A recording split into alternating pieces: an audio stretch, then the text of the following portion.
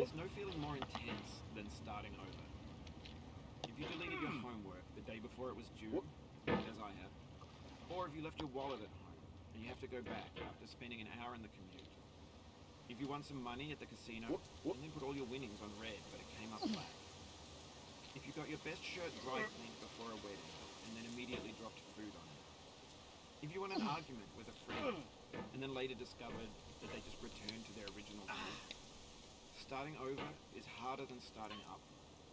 If you're not ready for that, like if you've already had a bad day, then what you're about to go through might be too much. Feel free to go away and come back. I'll be here. Alright, thanks for coming with me on this trip. I'll understand if you have to take a break at any point. Just find a safe place to stop and quit the game. Don't worry, I'll save your progress, always. Even your mistakes. This game is a homage to a free game that came out in 2002, titled Sexy Hiking. The author of that game was Jazzuo, a mysterious Czech designer who was known at the time as the father of B games. And B games are rough assemblages of found objects. Designers slap them together very quickly and freely, and they're often too rough and unfriendly to gain much of a following. They're built more for the joy of building them than as polished products. In a certain way, Sexy Hiking is the perfect embodiment of a B game. It's built almost entirely out of found and recycled parts, and it's one of the most unusual and unfriendly games of its time. In it, your task is simply to drag yourself up a mountain with a hammer.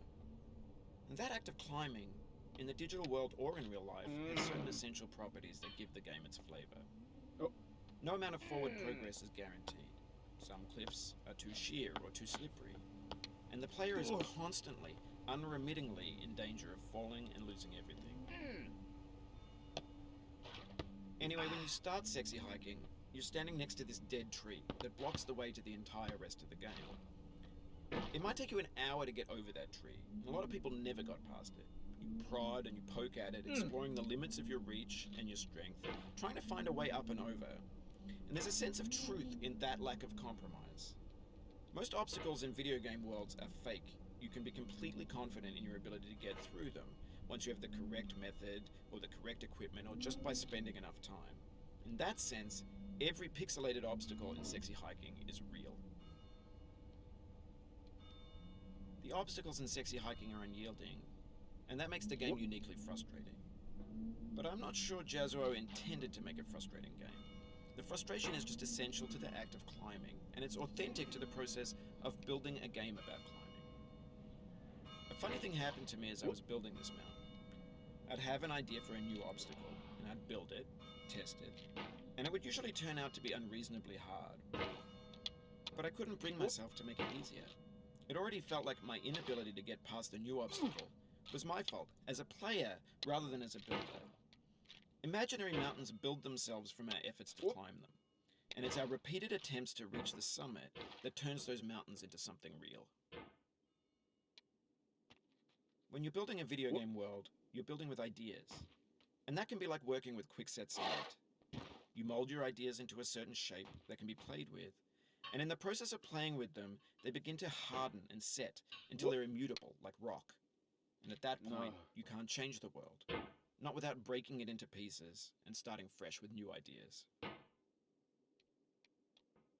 For years now, people have been predicting that games would soon be made out of prefabricated objects, bought in a store and assembled into a world. And for the most part, that hasn't happened, because the objects in the stores are trash. I don't mean they look bad or that they're badly made, although a lot of them are. I mean they're trash in the way that food becomes trash as soon as you put it in the sink. Things are made to be consumed and used in a certain context, and once the moment is gone, they transform into garbage. In the context of technology, those moments pass by in seconds. Over time, we've poured more and more refuse into this vast digital landfill that we call the internet. It now vastly outnumbers and outweighs the things that are fresh and untainted and unused.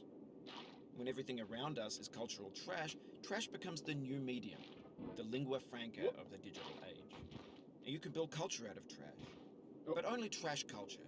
B games, B movies, B music, B philosophy. Maybe this is what digital culture is. A monstrous mountain of trash, the ash heap of creativity's fountain.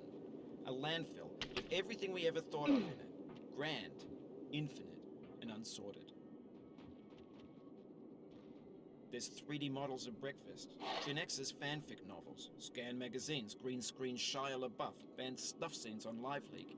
Facebook's got lifelike bots with unbranded adverts and candid shots of Kanye and Taylor Swift mashups, car crash epic failed GIFs, Russian dashcam vids, discussions of McRibs, discarded, forgotten, unrecycled, muddled, rotten, untitled. Everything's fresh for about 6 seconds, until some newer thing beckons, and we hit refresh. And there's years of persevering, disappearing into the pile, out of style, out of sight. In this context, it's tempting to make friendly content that's gentle, that lets you churn through it but not earn it. Why make something demanding if it just gets piled up in the landfill, filed in with the bland things? When games were new, they wanted a lot from you. Daunting you, taunting you, resetting and delaying you. Players played stoically. Now everyone's turned off by that.